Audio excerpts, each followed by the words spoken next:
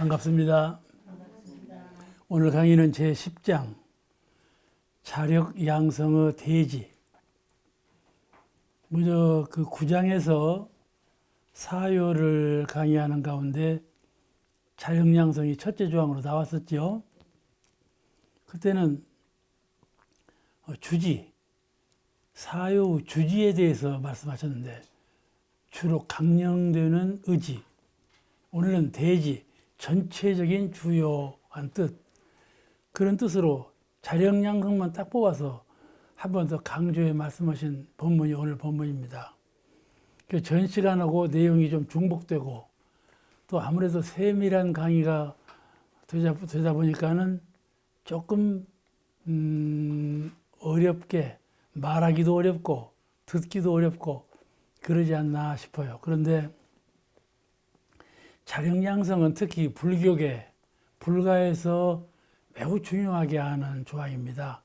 자력, 자성불, 신불, 마음을 출발로 하는 종교가 원불교이고 불교이기 때문에 이 자력 양성에 관한 여러 가지 해설이 이렇게 세밀하게 중복되더라도 이해를 돕기 위해서 또 한 번 하고 또 한 번 하고 하시는 말씀이에요. 같은 말이더라도 얼굴을 바꿔서 들으면 좀 참신하지 않아요? 또 이제 같은 사람이라도 옷을 바꿔 입으면 좀 달라 보이지 않아? 그러니까 이모로 두들기고 저모로 두들기고 하면서 이해를 돕는 거니까 중복된다고 해서 그냥 가볍게 지내면 안 돼요. 중복될 만한 이유가 있어서 중복해서 설명하시는 거니까는 오늘 강의가 조금 어렵더라도 잘 청강해 주시기 바랍니다. 먼저 한번 읽으시겠습니다. 제10장 10. 자력 양성의 대지를 해설하시기를 먼저 생활 방면에 자력을 본위하여 사람으로서 면할 수 없는 의무와 책임을 같이 지키자는 것이요. 정신 방면에 있어서도 자력 신앙을 근본하여 모든 신앙을 자기가 주인이 되어 믿지 않은 것이며 모든 공부를 자기가 주인이 되어 수행하자는 것이며 모든 사업을 자기가 주인이 되어 정성을 바쳐서 모든 일에 자력 병진하되 자력을 근본으로 실행하자는 것이니라. 여기에 자기가 주인이 되어를 그 네 가지 항목에 전부 똑같이 말씀을 하셨어요. 자기가 주인이 되어. 무슨 공부를 하든지 무슨 사업을 하든지 무엇을 하든지 간에 항상 그 일에 자기가 주인이 되어서 해라. 이것이 자력 양성의 기초적인 방향이다. 그런 내용이죠. 자기가 주인이 되라. 본문에 이렇게 말씀하셨어요. 먼저 우리 생활면에서 각자의 책임과 의무를 스스로 지키자는 것이요. 우리가 어렸을 때부터 책임과 의무에 관한 말씀을 들었죠. 의무와 책임 아주 소중한 것이죠. 우리는 이미 사은의 은혜에 대해서 배울 때 사은께서 우리에게 이미 은혜를 주셨다. 그걸 배웠죠. 내가 사은전에 보은을 한다는 것보다도 천지에게 보은하고 부모에 보은하고 도모범일전에 보은하는 거, 이것이 안으로부터 밖으로 자생적으로 보은하는 거 이게 아니고 먼저 밖으로부터 안으로 받았다. 사은께서 우리에게 먼저 은혜를 주셨다. 그러니까 우리가 은혜를 베풀고 은혜를 보은하는 것은 의무다 그 말씀이죠. 의무다. 우리는 대한민국 국민이 되었으니까 국민의 의무를 지켜야 한다 하는 말하고 같아요. 이미 우리는 사은으로부터 은혜를 입었다. 그걸 전제로 오는 거예요. 그래서 보은을 하는 것은 의무적인 것이다. 이 의무적인 것이 가장 정의인 거예요. 정의라는 것은 의무적으로 하는 데에 정의가 있어요.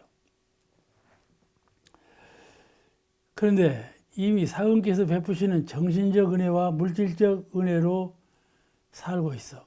물질적 은혜만 입은 것이 아니라 정신적 은혜도 입었다. 정신적 은혜와 물질적 은혜를 양방에서 이미 입고 있어. 이것을 알면 곧 정신적 은혜에 대해서는 공부로, 물질적 은혜에 대해서는 사업으로 사원께 보호는 의무가 천부역으로 있다는 것을 우리가 먼저 깨치고 믿어야 되겠다. 그런 말씀을 먼저 드립니다. 또 책임이란 뭐냐? 의무라는 건 그런 건데 의무와 책임을 다하라 그랬으니까 그 책임이라는 건 뭐냐 하면은 내가 세상에 태어나서 심신간에 생각으로 행동으로 생활로 지은 바가 있다. 사람을 향해서 지은 바가 있고 그 주변에 대해서 지은 바가 있죠. 지은 바. 무엇이든지 작업을 했어. 정신 작업, 육신 작업, 활동 작업을 통해서 지은 바가 있다. 그 말씀이요. 업을 지었어. 그 업에 대해서는 누가 책임져야겠어요? 본인이 책임져야 되지 않겠습니까? 그러므로 사원께서 주신 은혜에 대해서는 의무적으로 보훈할 마땅한 의무가 우리에게 있는 것이고 또 자기가 심신작용을 통해서 이미 세상에 베푼 것에 대해서는 자기가 책임을 져야 되지 않겠는가 그이죠. 그죠? 의무와 책임을 성실하게 다하라. 이건 항상 많이 들은 말이라 신통치 않을 거예요. 그래서 의무와 책임을 다하는 건 참 어려운 일이죠. 그런데 현 사회의 시민들은 시민들이 아니라 서민들은 부모로서 자녀에게 또 자녀로서 부모에게 부모로서 자녀에게 자녀로서 부모에게 각자 주어진 여건 속에서 책임과 의무가 너무 과중해요. 부모가 자녀를 키우고 양육할 때에도 그 책임과 의무가 너무 과중한 편이고 또 자녀가 부모를 봉양할 때에도 그 책임과 의무가 조금 서민으로서는 과중한 편에 속한다. 그런 현실이에요. 제가 퇴임한 후로 저기 부산 그 울산 교구 이흥진 교무하고 제주를 간 일이 있었어요. 제주를 갔는데 그 사진을 같이 찍어요. 늘 옛날부터 같이 가자 그래서 갔는데 석양이 됐어. 그런데 해는 차 지나가는데 저 가는데 그때 마침 한 노인이 해녀예요. 그런데 이 아스팔트 길로 굉장히 큰 짐을 등에 지고 허리는 구부정해갖고 땅만 보면서 걸어가는 거야. 그분이 저기서 오는데 보니까 우리 앞을 지나가게 됐어. 내가 저 올 때부터 가만히 보니까 참 심상찮아. 마음에 그냥 뭐가 무겁게 가라앉아. 저렇게 수고롭게 일하는 사람도 있구나. 그런 감상을 갖고 보는데 바짝 오니까 그 짐에서 바닷물이 아직도 떨어져 갖고 발로 쭉 타고 내려서 발바닥까지 해갖고 물발자국이 딱딱딱딱 남는 거야. 걸어가는 대로. 참 수고롭게 보이더만. 그리고 무릎은 이 마른 목걸이요. 딱 굽어가지고 새발 같은 무릎이 딱 굽어서 얼마나 무거운지 뭘 평소에 졌길래 저렇게 마른 목걸이 되었을까. 그래 그 바짝 가서 물어봤어. 할머니 보고. 할머니요. 노해녀예요. 할머니 누구를 위해서 이렇게 수고롭게 일하십니까? 그런 거야. 살라고. 그리고 하는 말이 아직도 지금 아들이 학교에 다녀. 그러더라고. 그러니 부모가 자녀에 대한 의무와 책임이 참 과중한 시대에 살고 있다. 제가 그 이흥진 교무하고 또 중국도 한번 갔어. 태산을 갔는데 태산 그 봉우리 조금 내려와서 이제 휴게소가 있어요. 잠자고 이제 거기서 이제 일출을 보러 가는 휴게소가 있는데 나는 너무나 뒤에서 그냥 자버렸어. 태양이 떠오르든지 말든지 작업을 했는데 그때 보니까 이 큰 작대기라고 그러죠. 작대기에다 양쪽에다가 어마어마한 짐을 지고는 이 등에 이렇게 메고 가는 거야. 그 짐꾼이 지금도 그 해녀하고 똑같아. 무릎이 마른 목골로 되고 땀을 그냥 흘리면서 닦으면서 그 짐을 가지고 아래로 내려가더라고. 그걸 보고 중국이나 한국이나 참 서민들은 의무와 책임이 너무나 과중하다. 그런 느낌을 받았는데, 우리가 책임과 의무, 이건 말버릇처럼 늘 하는 말이지만은 완실하게 자기의 책임, 자기 의무를 다하는 이런 성실한 자세가 아니면 행하지 못한다. 이런 생각이 드는 겁니다. 이 물질 문명의 여파, 과학 문명의 발전의 세가 우리에게 과중한 의무와 책임을 짐으로 주고 있어요. 짐을 더 져라. 사회가 발전할수록 짐이 더 무겁네. 좀 일 없이 산다고 말은 그러지. 과학이 발전하면 사람이 할 일이 없다. 그래 사실은요. 할 일이 더 많고 짐이 더 무거워요. 이렇게 살고 있어요. 그런데 사람들이 그 의무와 책임에 대해서 수고로움을 느껴. 그래서 피하려고 해. 안 하려고 해. 자기의 책임을 다 지지 않고 자기 의무를 다 지키려고 꾀를 부린다 이 말이에요. 피하려고 해. 그러니까는 이 수고로움을 덜 하려고 마음을 쓰고 꾀를 내니까 그러니까 의무와 책임을 더 성실하게 하라 그 말씀 아니겠어요? 이것이 무엇이냐 하면은 자력으로 너가 사원께서 주신 은혜에 대해서 보답하는 길도 너가 세상에 대해서 심신자용으로 지은 바에 대한 책임도 모두 자력으로서 하는 길, 그 길밖에 없다. 남한테 미뤄봤자 그건 다 자기에게 돌아오는 고로 돌아와. 업으로 돌아올지언정 자기가 해결하지 않으면 안 돼. 그런 상황에 우리가 있는 거예요. 그러니까 미루지 말고 달리 생각하지 말고 자력으로서 해결하는데 더 성실하게 노력을 기울여야 된다. 그런 말씀이시죠. 피하려고 하면 안 된다. 그런 거예요. 만약에 내가 피한다면 그것이 부모에게 자녀에게 그 짐이 돌아가는 것이죠. 수고로움이 돌아가는 거죠. 고가 돌아가는 것이죠. 또 우리는 신앙면에서 신앙인에게 주어진 의무와 책임이 있잖아요. 그죠? 신앙인에게 주어진 의무와 책임이 뭐예요? 우리 원불교 교도는 뭐라고 그래요? 사정의무라고 그래요. 사정의무. 사정의무가 있단 말이에요. 누가 시키기 전에 스스로 잘 알아서 자력으로 하자. 사정의무를. 자꾸 누가 권장 왜 안 하냐고 권장하기 전에 스스로 잘 자각해서 스스로 지혜와 능력으로 그걸 해나가자. 그런 말. 자, 조석신고 의무. 조석신고. 꼭 조석으로 안 해도 괜찮아요. 응? 신고를 꼭 조석으로 안 해도 괜찮아. 신고를 늘 모시자는 것이죠. 일을 따라서 신고를 모셔도 되고 조석으로 신혼경례 같이 새벽에 부처님께 경례하고 석양에 부처님께 예를 올리는 조석 예를 올리는 그런 신혼경례 같은 조석신고를 모시는 것이 당연한 의무인데 그렇게 못할 때에는 일을 당했을 때 홀로 있을 때 내가 마음을 좀 정신을 차릴 때 내가 이렇게 해서는 안 되겠다 하는 분각심을 낼 때 그때 신고를 모시면 훨씬 더 효과가 있습니다. 신고도 의무적으로 모시는 신고는 별로 의미가 없어요.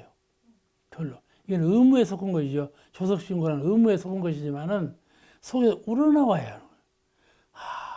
내가 기도를 해야 되겠구나. 신고를 모셔야 되겠구나. 타력을 빌어야 되겠구나. 그런 마음이 날 때 자기가 자기 수행에 대해서 자책감을 갖고 더 분발하고자 하는 마음이 날 때 또는 내가 더 많은, 더 강한, 더 밝은 사은의 은혜를 갚이하고자 할 때 그런 생각이 용사슴 칠 때 기도와 신고 모시는 것이 훨씬 더 효과를 내는 거예요. 의무적으로 형식적으로 하는 것보다는 그렇게 되면 마음 가운데 신고 위력이 거룩하고 장한 것이구나 그런 느낌이 솟아나죠. 더 거기에 대한 강인한 원력을 갖게 돼요.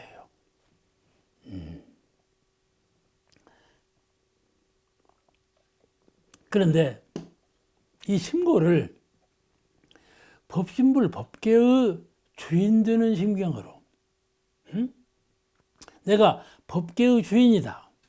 이 현실적인 사바세계라는 말은 좀 의미가 잘 못된 표현이에요.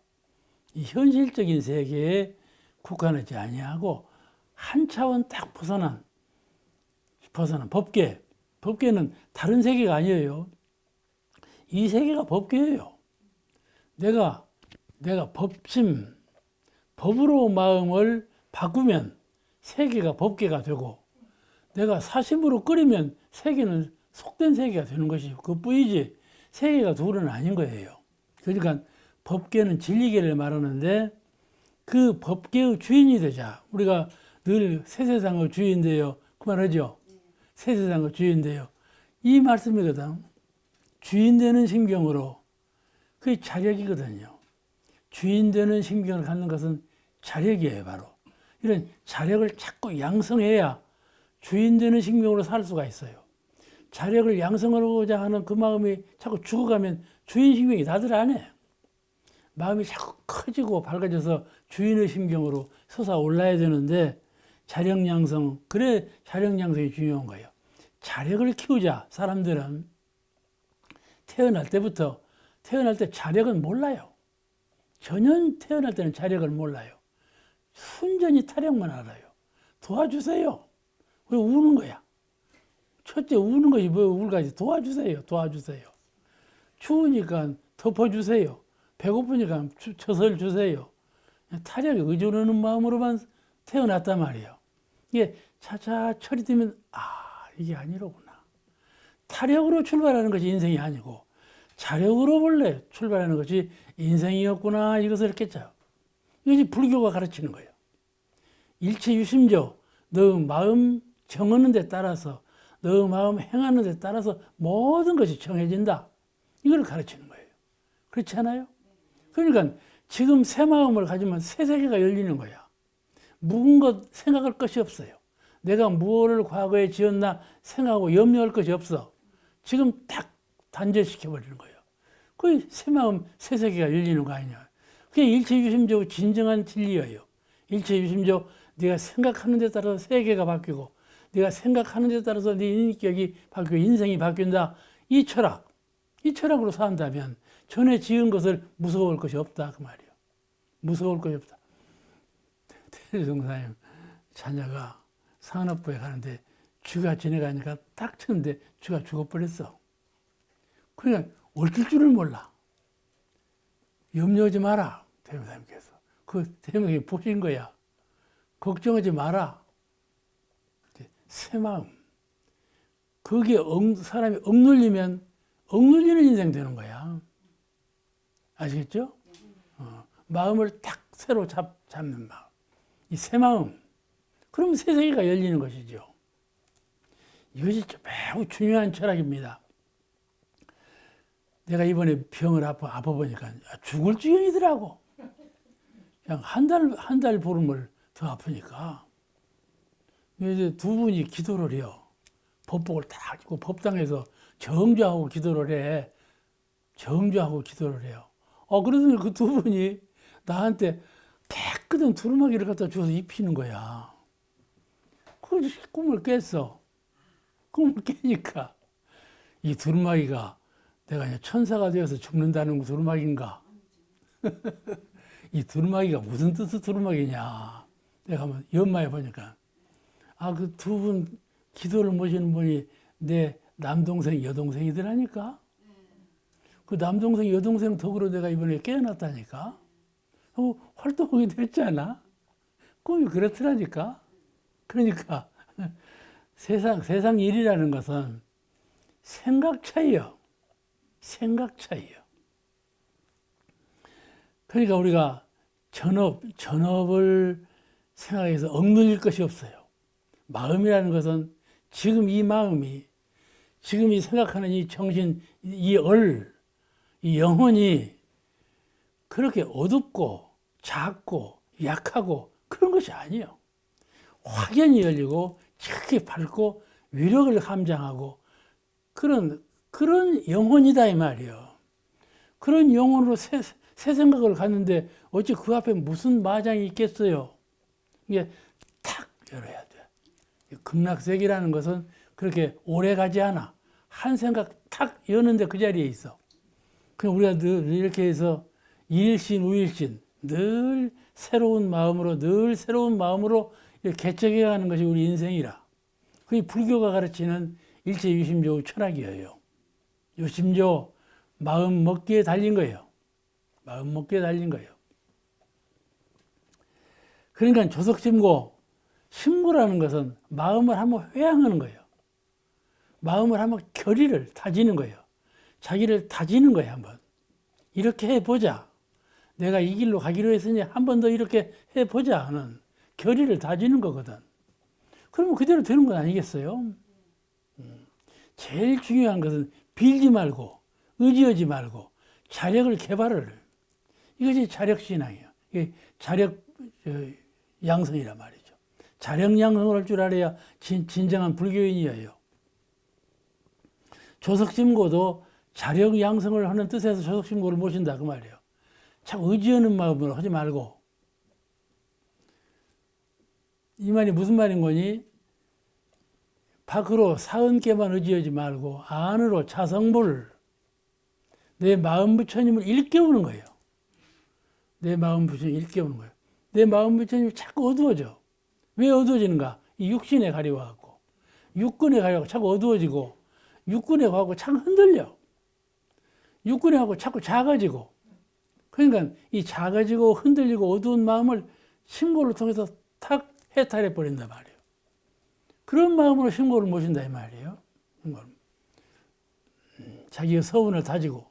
그 조석심고는 언제든지 심고를 모셔라 그 말이에요. 심고를 모시면 그만큼 자기가 성장하는 것이죠. 자력이 성장하는 거예요. 법회 출석 의무. 법회 출석도 무엇이나요? 다음 법회에 나오세요. 그래서만 나올 것이 아니라 법회 출석을 개근을 잘 해야 되겠죠. 이것은 법회를 출석한다는 것은 교법을 배우고 교법을 실행하기 위해서 법회에 가는 거 아닙니까? 그죠? 대종사님은 법을 배우고 대종사님은 법을 실행에 옮기기 위해서 법회를 출석해 가는 거예요.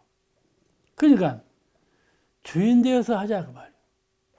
법을 배우는 것도 주인심경으로 법을 배우고 법을 실행하는 것도 주인심경으로 법을 실행해서 모든 것이 나를 위해서 하는 것이지 남을 위해서 하는 건 아니란 말이에요. 생각해. 교모님을 위해서 법회에 나가고 원불교 교단을 위해서 법회에 나가고 이런 생각을 갖는단 말이에요. 그렇지 않아? 아이고 나 가기 싫은데 교모님이 오라기 가네. 이렇게 소극적으로 오면 무슨 은혜를 입겠어요. 그러지 않아요? 가끔 그럴 때가 있다니까. 왜 그럴 때가 있는가 하면 그게 자기 심경이에요. 자기가 몸이 좀 괴로워. 자기가 일이 좀 많아. 그 일을 해결을 못했어. 몸이 좀 괴로워. 어쩐지 누가 찾아와서 만나자고 해요. 그런 게서 끌리고 주체 실력이 없어.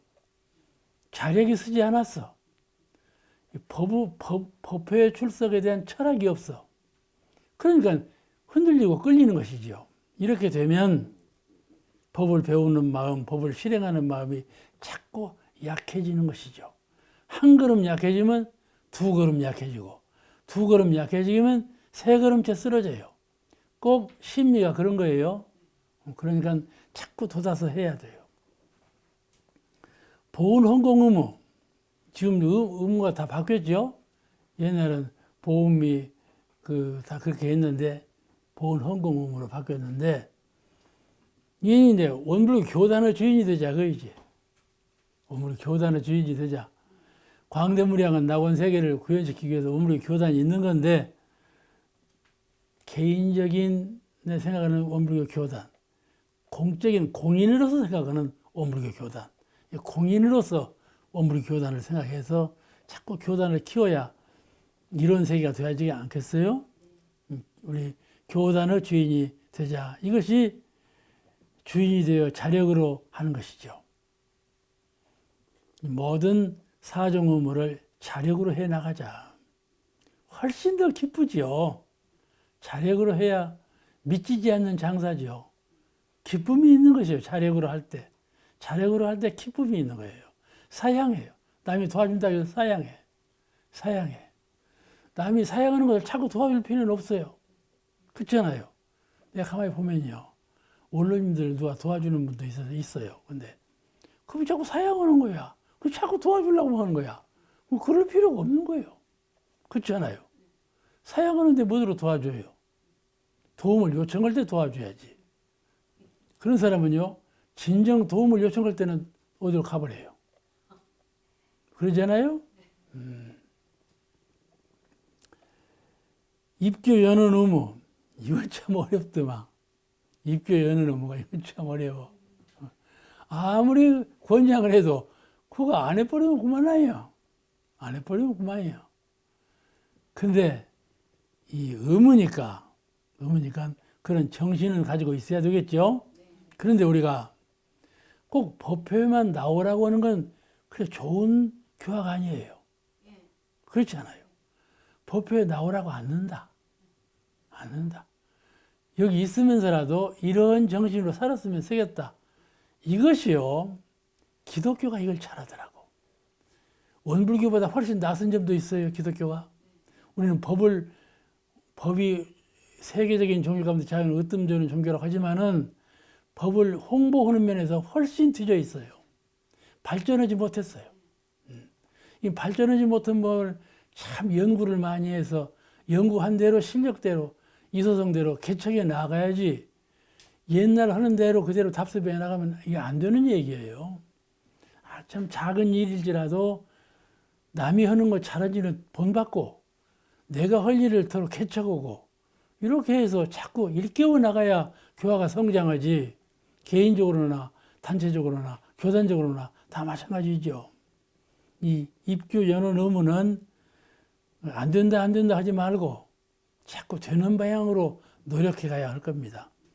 입교는요, 제가 교화계에 늘 저는 교화계에만 있었으니까 잘 아는데, 입교 잘 시키는 분은요, 자력 같은 자력이 있어요. 가만히 보면 그분은 말도 별로 못해요. 말도 별로 못하는 분이 어떻게 입교를 잘 시키는가 모르는데, 가만히 보면 딱 그분이 가서 말하면 딱 붙어버려.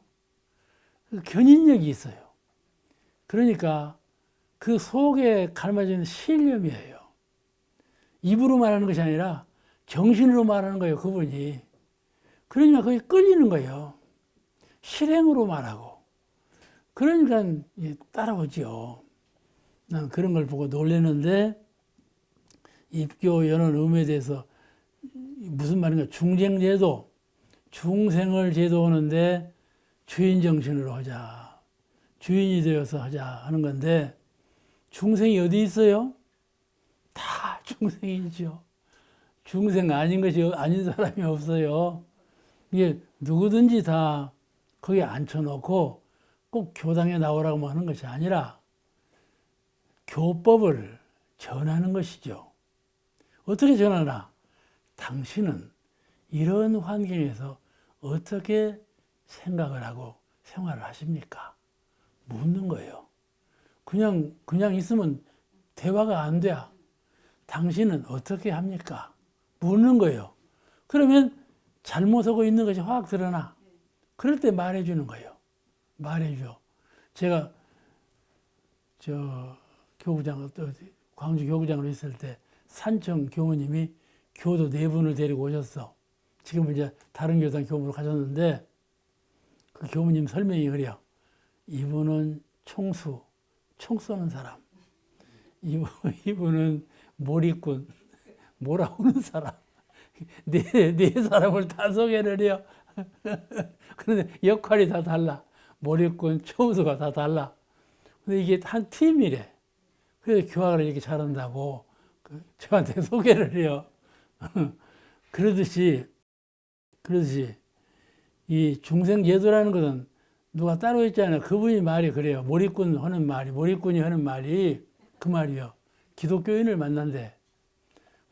좋았다. 기독교에서는 기도를 어떻게 합니까? 물어. 그러면 기독교 기도법하고 원불교 기도법하고 차이가 나. 그럼 우리 원불교는 이렇게 합니다. 이 말을 하는 거야. 그냥 기독교 안 믿는 사람, 다른 불교 믿는 사람은 불교 믿으시면 이걸 어떻게 합니까? 선을 어떻게 합니까? 묻는다든지 물을 것 아니에요? 그럼 어떻게 합니다? 대답할 때 원불교에서 하는 것하고 차등이 나면 설명해 주는 거예요. 그게 교화예요. 꼭 저 사람을 원불교 나오세요 할 것이 없다 그 말이에요. 그걸 못 하겠어요? 할 수 있는 일이잖아요. 나오라고 하는 것은 조금 의무감이 있어서 어려워요. 근데 그것도 정성스럽게 하면 나와져요. 나와지는데 우리가 그 정성이 다 못 미치죠. 그 사람 또 그 사람 사정이 있더만 이것이요. 법회에 나오는 것은 무슨 체면으로 알아요. 사람들이. 자기 얼굴로 안다니까요. 내가 그 원불교 교단에 가서 얼굴이 슬란가? 이런 생각을 한다니까. 하고 얼굴이 안 섞여 있으면 아예 안 나와버려. 아예 안 나와버려. 그러니까 교화가 잘 안 되더라니까. 사람은 다 어디든지 참여하려면요. 얼굴값을 하려고 그래요. 얼굴값을 못하게 해서 안 나가버려. 그러니까 그런 것을 그 심리를 잘 알아서 교화를 잘해야 돼. 그냥 무턱대고 교당에 왜 안 나오냐. 이런 식으로 오면 욱박질러갖고 더 안 나와버려. 그러니까 좀 효율적으로 잘해야 되지 않겠어요? 좀 지혜를 동원해야 돼. 그리고 좋아하는 것부터, 떡을 좋아하면 떡부터 갖다 줘야 한다니까. 그렇잖아요? 술을 좋아하면요. 술 먹지 마라 했지만 술부터 갖다 줘야 돼. 그래야 교화가 된다니까요. 그런 식으로 접근하는 거예요. 접근법이요. 그래서 접근을 해가지고 잼에 놔야지 들어오지. 접근도 안 하면서 어떻게 되겠어요? 이 입교 연원 의무 이것을 중생제도 차원에서 주인 되는 정신으로 해나가자. 그런 말씀이에요. 정산종사 참 말씀을 참 아주 훌륭한 말씀을 하신 거예요.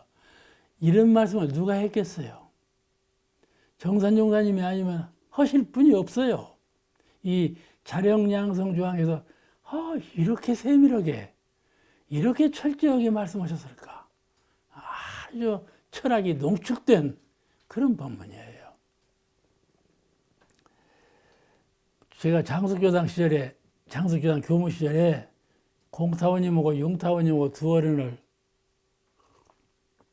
초청을 해서 교리 강습을 했어요. 3일간.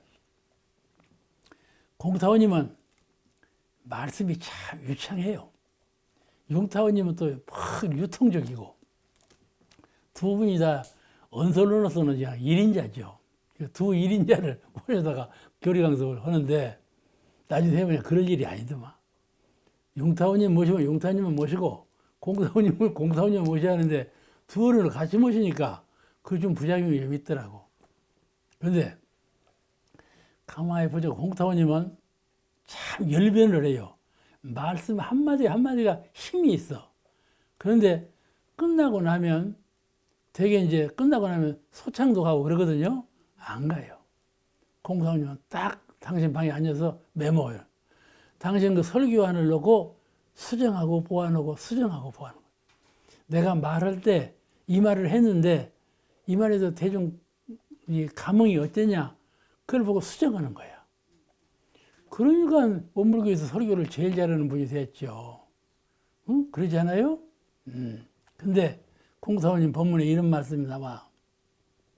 자력진학에 대해서 하는 말씀인데 여러분이 신심을 가지고 법당에 나오시는데 그 신심에는 여러 가지 종류의 신심이 있다.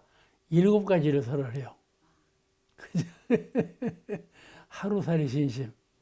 하루만 나오고 안 나와. 냄비심심. 교무님이 공들이면 빨빨 끓으면서 나오고 공을 조금 안 들이면 팍 식어버리고, 냄비는 얇아갖고 공 들이면 나오고 공 안 들이면 안 나오고, 냄비 심심, 하루살이 심심, 또 마라리아 심심. 마라리아는 하루살이 심심, 하루만 나오고 안 나오는 사람이, 마라리아는 하루 나오고 하루 안 나오고 또 하루 나오고 하루 안 나오고 마라리아 병이 걸렸다. 그런 심심을 얘기를 해요.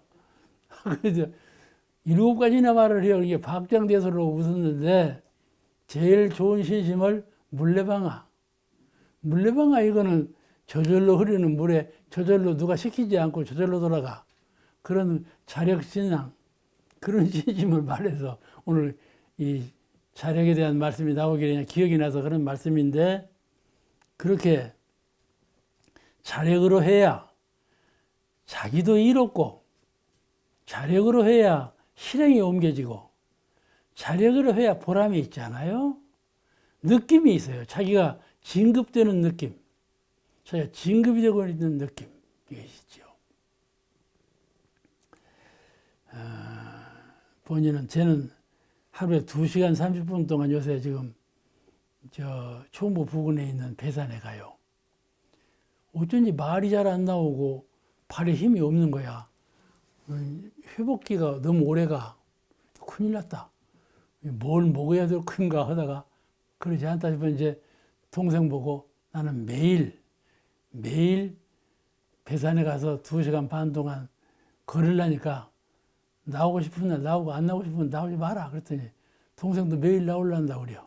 그래서 이제 매일 나가 이제. 배산은 참 좋더만. 쉬는 코스가 다 있어가고 쉬었다 가다 하니까는 참 좋은데, 미륵산이 딱 보이는 쉼터가 하나 있어. 응? 배산 가면 거기서 딱 쉬고 있는데 비행기가 날아가. 비행기가. 근데 나도 몰랐는데 동생이 보라고 그래. 비행기 보라고. 보니까 비행기요. 큰 비행기요. 그러더니 8명씩 떨어뜨려, 사람을. 그러면 공수부대야. 공수부대가 비행기를 내면서 8명을 뚝뚝뚝 떨어뜨리면서 가는 거야. 그거 또 돌아가갖고 돌고. 그렇게 하더라고, 미륵산에서. 그 공수부대는 말이죠. 처음에 비행기에서 떨어뜨릴 때 그 상사가 밀어뜨린다는 거야. 밀어뜨려. 그래야 내려가. 겁나서 못 내려가. 그 나중에는요, 밀어뜨리기가 뭐예요? 즐거워갖고 그냥 하고 싶어요. 다이빙 하는 것처럼 하고 싶어 해. 그렇게 바뀌는 거예요, 자력이라는 것은. 처음에는 남이 시켜도 그냥 몸부림치면서 해. 몸부림치면서 하는데 자꾸 자력을 키우면 하고 싶어. 보람을 느끼고, 이 일밖에 내가 다른 일이 없구나. 제가요, 지금 82살이라고 늘 그랬죠. 다 잊어버렸을 거야. 잊어버렸어. 그런데 말이죠. 최종적으로 남는 건 자력 하나밖에 없어. 자성부르 지혜광명. 그렇잖아요? 심등. 심월이라고 그러죠. 마음딸. 그걸로 귀결되거든요. 그와 같이 자력 양성이 가장 중요한 거다. 그거를 우리가 의미 깊게 오늘 공부하셔야 되겠습니다. 또 이 본문에 이렇게 말씀했어요. 우리의 정신방면에 있어서도 자력신앙을 근본하여 모든 신앙을 자기가 주인이 되어 믿지 않은 것이며, 이번에는 이제 아까는 생활방면이고 이번에는 정신방면. 정신방면에서도 자력신앙을 근본해가지고 모든 신앙을 자기가 주인이 되어 하자. 그 말씀인데, 여기서 자력신앙을 근본한다는 말씀, 4가지 사항이 전부 자력신앙을 근본하여, 그 말이 나와요. 자력신앙을 근본하여. 아니, 자기가 주인이 되어, 이 말, 자기가 주인이 되어 믿자는 것이며. 그런데 여기 이 본문에 먼저 자력신앙을 근본하여 이런 말이 나와요. 자력신앙을 근본하여. 그 다음에 자기가 주인이 돼요. 이랬는데 그 자력신앙이 근본이 되다는 말이 무슨 말인가? 자력신앙이라는 말은 여러분 늘 들어오신 말이지만은 마음이 곧 부처요. 늘 들어오던 말이죠? 심즉불. 마음이 곧 부처요. 성품이 곧 법인바. 성품이 곧 법이라. 그 말씀. 마음이 곧 부처요. 성품이 곧 법이라. 그 말씀. 그걸 믿는 것. 우리가 법을 신봉하는데 법은 글이라. 말이고. 글과 말에 법이 있지 아니하고 내 성품에 법이 있다. 진정한 법은 그 말이고. 부처님이 밖에 계시는 것이 부처님이 아니고 바로 생각하는 마음, 네 마음이 곧 부처님이시다. 이걸 믿는 거. 이게 마음이 곧 부처요, 성품이 곧 법이니라. 이게 심즉불, 성즉법. 이 법을 믿는 거, 이것을 자력신앙이라 그래요. 자력신앙이라. 그 믿음이 곧 자력신앙을 근본한다는 말이에요. 그러니까 자기 마음은 본래 지극히 자유하며, 외우세요. 내가 늘 할 말이니까. 마음은 곧 지극히 자유하며 지극히 광명하며 지극한 원력을 갖추고 있음을 그걸 믿는 것이죠. 지극히 자유하고 걸림이 없어. 속박이 없고 탁 열려서 전 우주가 전 진리가 내 신불이론상과 둘이 아니다 말씀이죠. 자유예요. 장애가 없고 속박이 없어. 우리는 세상에 태어나서 먹고 입고 생각하고 죽고 낳고 다 부자유스럽지 않아. 자유로운 것이 하나도 없어. 전부 속박이죠. 그런데 심령은 착히 자유하여 아무런 속박이 없는 거다 그 말. 그 자유한 것이요. 그러니까 우리가 그 마음을 믿어. 우리는 늘 이 육근에 매여 있고 환경에 매여 있고 생로병사에 매여 있고 속박과 얽매임에 있는데 내 신불이론상 마음은 본래 얽매인 것이 아니다. 그 자리를 믿는 거예요. 내 마음 부처님은 특히 자유하시다. 그래야 해탈이 되죠. 해탈이 되죠. 상대성으로 이것이지 이거 반대 이것도 아니야. 이러니까 해탈이 되는 것이죠. 생각을 속박에 두었다가 해탈로 바꾸다. 생각을 해탈로 바꾸면 해탈이 되어버리는 거야. 응? 아시겠죠?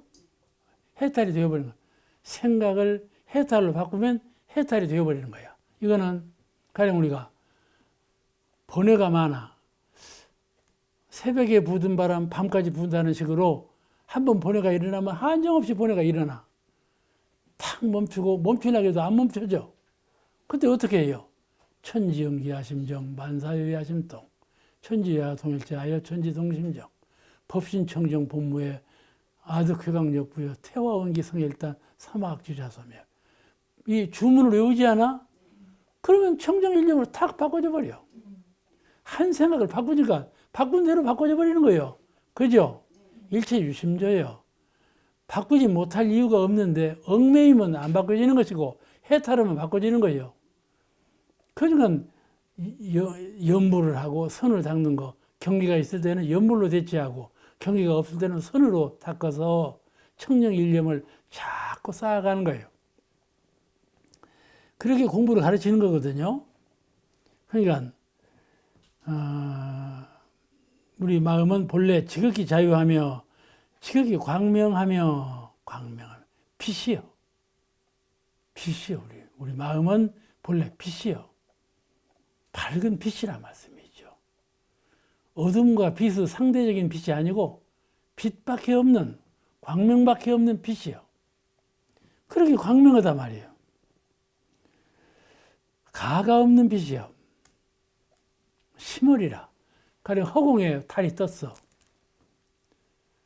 달이 뜨면 그 달빛이 가가 있습니까? 가가 없어요. 그런 빛이요.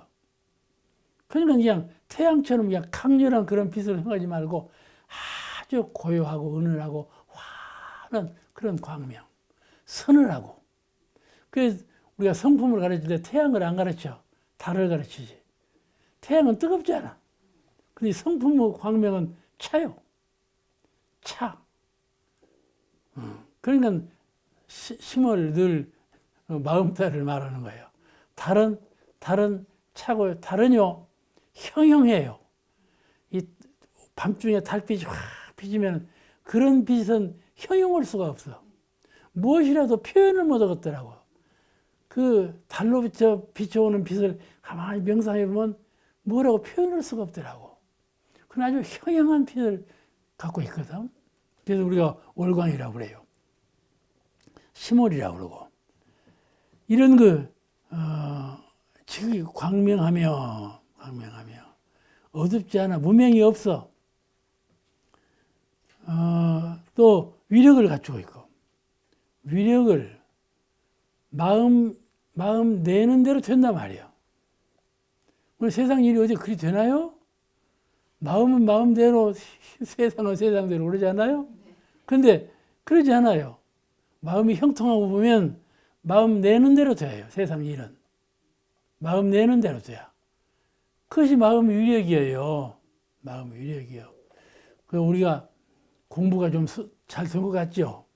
나도 원불교 다니면서 공부가 좀 무던히 되었다. 그런 마음이 날 때가 있다니까요. 그런데 어림도 없어요. 그건 아주 약한 마음이에요. 아직 멀었어요. 그러니까 아주 그 연륜과 성을 다하지 않으면 못 미쳐가요. 이 시간이요, 너무 무상하게 흘러가 버리는 거예요. 이 시간이 무상하게 흘러가는 사람은요, 공부가 아주 잘 안 되는 사람이에요. 늘, 아이고, 이러면 어쩔까? 이러면 어쩔까? 이런 걱정 속에 살면 공부가 안 되는 거예요. 이 시간은 무상을 잘 깨달아야 돼요. 너무나 무상하게 시간이 흘러가 버려요. 알겠죠? 그러니까 그야말로 종업사님께서 정신 차리라고 하지. 그 책 이름을 정신 차리라고 했던가. 뭐라고 했던 그 책 하나 나왔지 이번에. 그런 말씀이 간단한 말씀이 아니에요. 그냥 세상 사람들이 하는 말씀대로 정신 차리라 그 말이 아니에요. 오늘 여기서 마치겠습니다.